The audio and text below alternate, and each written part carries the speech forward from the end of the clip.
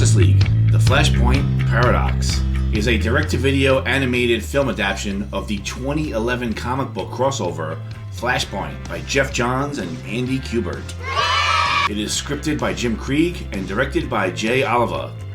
It is the 17th film in the DC Universe animated original movie series, and the first film of the DC animated movie universe, a shared film universe.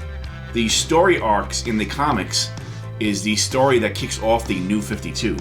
And at the end of this movie, we see Flash and Batman in their New 52 outfits at the end. It was released on July 30th, 2013, and then re-released on September 10th, 2013 as a 2-disc special edition.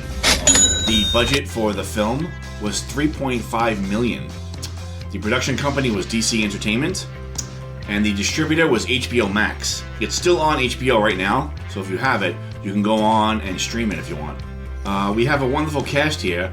We have Justin Chambers as the Flash. He's known from Grey's Anatomy. And we have C. Thomas Howell as Professor Zoom. He's from The Outsiders, that classic film. Michael B. Jordan, we know him from Black Panther, is Cyborg. Kevin McKidd is Batman. Is actually Thomas Wayne in this universe, and we know him from Trainspotting. And then we have Kevin Conroy, Batman. Bruce Wayne also shows up in this, and he is from the animated series. Dana Delaney also shows up as Lois Lane. So everybody is in this. It's not an Elseworld story. It's actually shoehorned into continuity, and everybody is in this. It's an alternate universe kind of story. We have some interesting trivia here. The voice of Superman is played by Sam Daly. Sam's father, Tim Daly, previously voiced the role of Superman in the animated TV series and various DC animated movies. Deathstroke's ship is named Ravager. This is a nod to the comic books, where his daughter is codenamed the Ravager. At the beginning of the film, Barry is seen running toward the front door of his home. The home is drawn to look exactly like the home of Marty McFly in Back to the Future. Marty also inadvertently ruined his timeline and was forced to go back and repair the damage to set things right again. So as a homage, it's a similar setup to Back to the Future. Yo-Yo, in the very beginning of this movie, Batman is really, it's Thomas Wayne, it's Batman's father in his alternate universe, and he's very violent. And Batman is really beating up Yo-Yo. She is an alternate universe version of Harley Quinn. She looks like Harley Quinn. She has the things on her head, but something's not right. And she's actually, in this universe, she's Yo-Yo. While Barry is running through a street to Wayne Manor, you can see a homeless man holding up a sign that says, "The end is nigh." This is a reference to Rorschach from Watchmen. I think we all remember that. I think it was on the cover of what was that, issue 3 or 4? This is the first Justice League movie to feature Wildstorm characters. First appearances, people.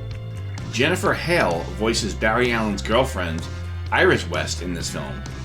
Ironically enough, she voices one of Flash's enemies, Killer Frost, in multiple DC projects, including the Justice League TV show and the Injustice Gods Among Us video game. So, keep your friends close, your enemies closer. I don't know what's going on with Jennifer here. The cityscape of rainy Gotham is based on the outlooks of dystopian Los Angeles from the Blade Runner 1982 movie. Nathan Fillion, who plays Green Lantern, and Dana Delaney, who's playing Lois Lane, also played a couple in Desperate Housewives. So they're back at it here. Justin Chambers, who is the Flash in this, and Kevin McKidd, who is Batman, also both starred in Grey's Anatomy. So we got a lot of friends going on here, right? A lot of old pals. A lot of the elements in Flashpoint were changed for the movie. One of the big ones is the end fight. In the comics, Enchantress betrays Flash. She kills Captain Thunder, it's like Shazam, and is defeated by Superman. In the movie, Wonder Woman kills Captain Thunder, and Aquaman kills Cyborg. But then Aquaman gets his arm ripped off by Superman. So it's pretty violent here. And we get some people get shot in the head. We got a lot of brutal action in this. This is actually non-stop action. From the very beginning, it starts right away. I don't remember the opening scene. The opening scene has the Flash going towards the Flash Museum, and his rogues gallery is there, and he fights them. I don't remember that in the comic, because I think that Flash has one of the best rogues galleries, second to Batman. He's got a great rogues gallery, and I don't remember that fight scene in the comic. If I'm mistaken, I got to go back and check. I thought it just started with Barry waking up, and the timeline has been altered. I thought that's how the comic started. But the movie has a nice intro, actually. The intro is actually adds a flavor to it. So the intro in this movie, I think, maybe enhances the story a little bit. During the scene with Cyborg, Batman, and the Flash in the living room, there is a ghost on the TV from the movie Resident Evil Retribution. So that's the movie they're watching, for you trivia buffs out there. So what is the plot of this film? Barry Allen waking up, and the world has been altered. He doesn't have his powers are gone, his mother is alive, and his wife Iris is married to a colleague. So everything, the timeline has been thrown out of a loop, and the Justice League does not exist. Aquaman and the Atlanteans are in a major battle with Wonder Woman and the Amazons, and it's taking the whole world down. These two forces. The Amazons have taken over the UK. That's now their island, like Themyscira, and they are going at it with the Atlanteans.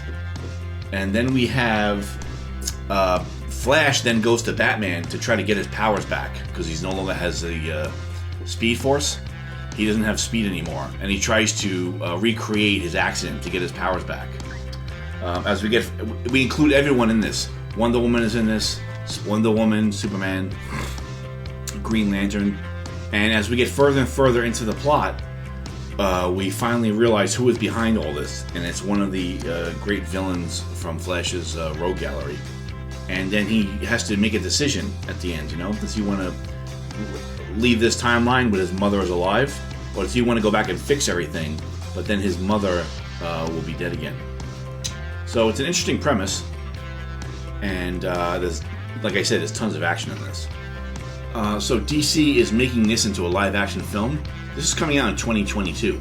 I don't know if it's going to be exactly like this, like the DC animated, if they're going to change anything. For the movie, sometimes they change stuff. But I read this comic book, and what do I think of this story arc? I love this story arc. I think it's fantastic. It's one of the great story arcs that lead us into the New 52. We kind of seen this before, where the timeline has been changed, but I think here it's done really well. I mean, even though it's a different timeline, it seems like very much like an Elseworld story, because people are just getting wiped out. I mean, we are killing heroes left and right. People are losing their limbs. They're losing their arms. They're getting shot in the head. So no one is safe here. People can die. And I normally don't like time travel kind of, it seems like it's cheating, a lot of time travel type of movies. But this seems to be in the Speed Force, an alternate universe. So it does seem to actually work in that regard. It seems like it's not really cheating. And this story arc leads into later on with Metal and Doomsday Clock. It seems like the story arc is kind of borrowed and it leans into it. I don't know if you guys have the new Rebirth Batman run with Tom King wrote that, but he took there's a mini-series in that goes back and forth. It's called The Button. It goes back and forth with Batman and Flash, issue to issue. It's 4 issues. And that is absolutely terrific. It's a condensed version of this, actually. It's very similar to Flashpoint. A condensed version of it, and they go on the... Batman and Flash go on the treadmill. They steal it from the Justice League, and they jump to another universe.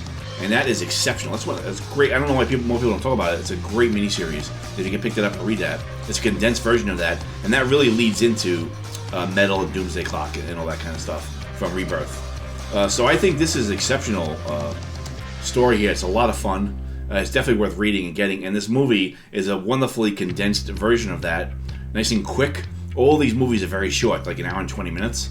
So they're a lot of fun to watch. In the opening, we get to see Flash's rogue gallery, and you're really surprised about how great his rogue gallery actually is. It's probably maybe second to only Batman.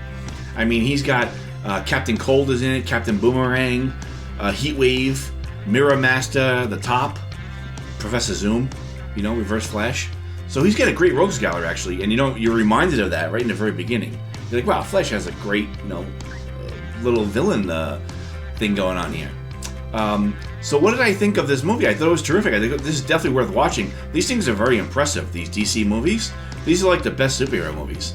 And this is really, really up there. I thought it was very easy to follow. It moved at a nice clip.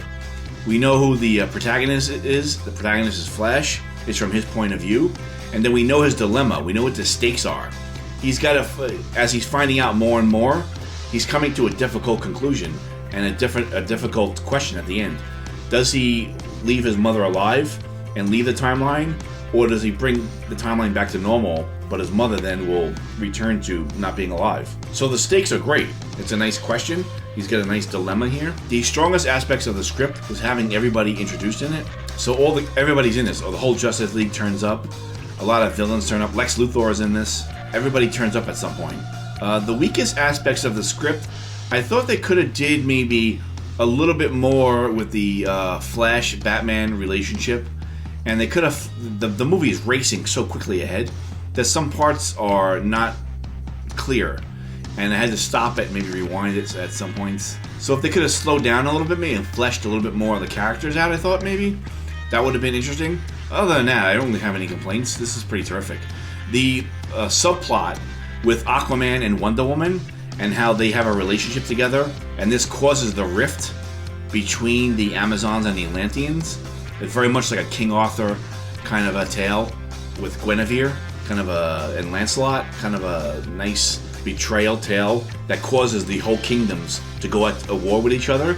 It's great. It's done really great, and it's done very quick. Like within 3 minutes, we understand why they're fighting. It's done in a flashback. So that's pretty fantastic. What similar movies? If you like this, you might like that. Like I said earlier, what similar type of things? This does do a little bit of Back to the Future-ish with his mother being involved and the timeline being altered, that he went back and made a mistake. It's also reminiscent of the older Flashes where he disrupts the timeline and goes back in time. I think Mark Wadehead did one that was similar to this. And also the Button, like I had said before, that mini-series is a condensed version of this. That's equally fantastic. You should definitely read that. They are now making a live-action film of this. So if you want to check this out before the live-action movie comes out in 2022, you can get an idea of that. And DC is kind of the leader in the films. Whatever DC does, Marvel usually copies what they're doing. So Marvel finds out what DC is doing, and that's how they determine their slate of films. They copy what's going on at DC.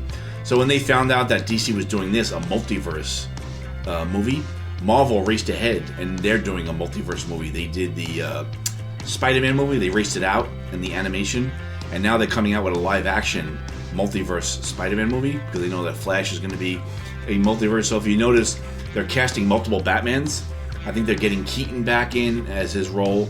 Older Batmans are coming in, Ben Affleck, and it's getting multiple Batmans in one movie.